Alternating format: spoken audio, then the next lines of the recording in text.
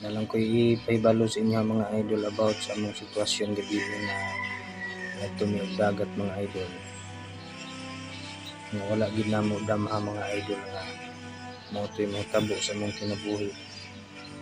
Kalit lang nga gihapak ni og balod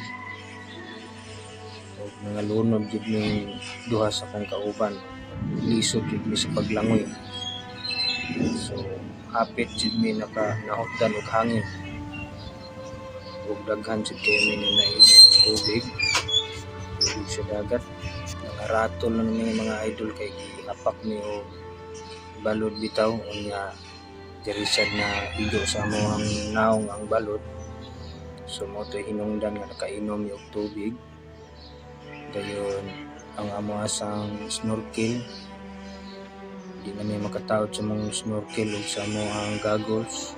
Ang among goggles na puno na sa tubig, di na mi makakita ang asa to kung kauban pa inon. So swerte lang gid kaayo taon mga idol nga naanod pud mi sa balod dito mi napatubang sa mga pagatpat sa mga bakhaw dito mi nasampay mga idol. Kay ko salamat dito sa Ginoo nga naluwas sa mga idol. Upat mi nga niadto dagat pero ang duha naulahi man naman mi mga idol. Namin duas kong kauban. Kami ang nagsuyod. Wala ko kahibalo mga idol nga kuha din sa kakauban. Sige nagpanawag tabang. Saan po na ko pagtabang ako po mismo. Manangkamot po kong maluwas po po. Kaya mong kuha mga idol. Urot o kayabok. Pauli mo kuha. Pero at least safety ang mga kinabuhi.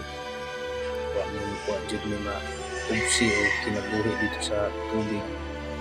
13 taong paningkamot na mga maluwas din taon.